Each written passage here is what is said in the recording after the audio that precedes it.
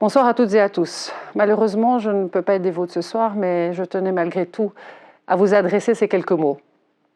Avant tout, j'aimerais saluer le travail de mon amie Viviane Tettelbaum, de Madad Benhabib et de toutes les associations et personnes impliquées qui ont permis la tenue de cet événement ce soir. Vous engagez pour toutes ces femmes, toutes ces filles en Afghanistan, pour défendre leurs droits fondamentaux, et pour cela, nous vous remercions. Depuis la prise de pouvoir des talibans, nous avons été fortement mobilisés par l'évacuation de nos ressortissants, leurs ayants droit, des personnes sous la protection de la Belgique comme des défenseurs des droits humains, des journalistes, encore récemment des activistes femmes. Ceci va de pair avec une attention particulière aux droits des femmes et des filles en Afghanistan.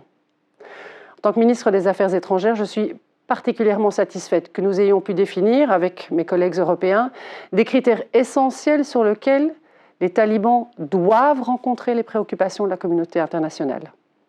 C'est très simple. Ces critères sont des points de repère pour la définition de nos relations et parmi ceux-ci se trouve le respect des droits humains, des femmes et des filles en particulier.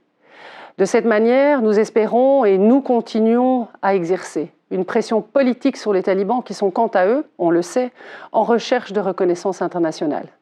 Je tiens à préciser parce que c'est très important que pour la Belgique, il ne s'agit pas de légitimer le régime des talibans. Nous jugeons les talibans sur leurs actes et non sur leurs paroles.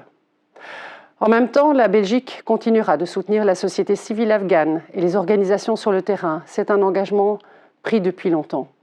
Ces dernières années, par exemple, la Belgique a financé les activités d'ONU Femmes en Afghanistan pour un total de 5 millions d'euros.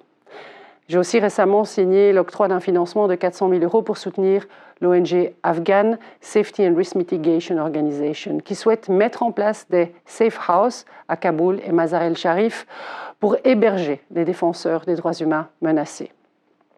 D'autres partenariats avec des acteurs qui luttent au quotidien pour améliorer la situation de la population afghane devraient se concrétiser prochainement.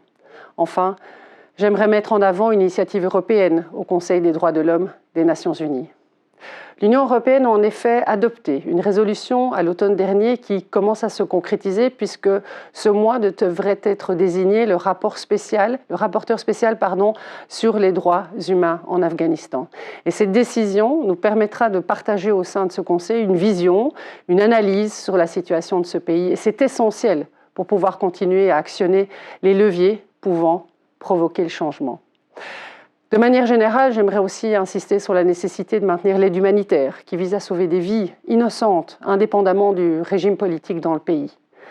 Parmi le milliard de promesses de dons récoltés par l'ONU en septembre 2021, se trouve un financement belge de 2 millions d'euros.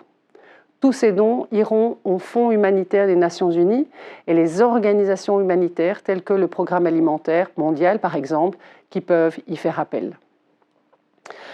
Vous le voyez, nous sommes déterminés à ne pas laisser tomber le peuple afghan, ses femmes et ses filles. Je suis certaine que nous pourrons également compter sur votre engagement pour cette cause. Je vous souhaite en tout cas de passer une excellente soirée. Ce sera un plaisir pour moi de pouvoir en discuter de vive voix avec vous la prochaine fois que nous nous verrons. J'espère très bientôt. Je vous remercie.